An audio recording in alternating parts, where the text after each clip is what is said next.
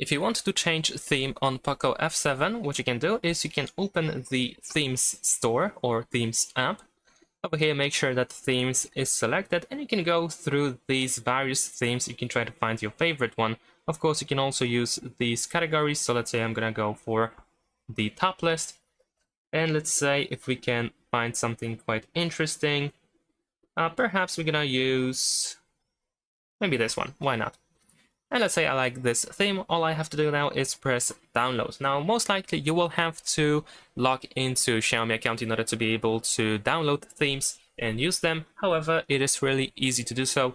You will be, of course, notified about it once you try to download the theme, so you can follow the instructions on the screen in order to easily create an account.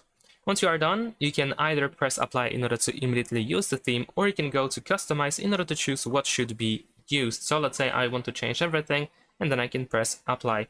In some cases, you might see some compatibility issues, but of course, we can still press got it and ignore that.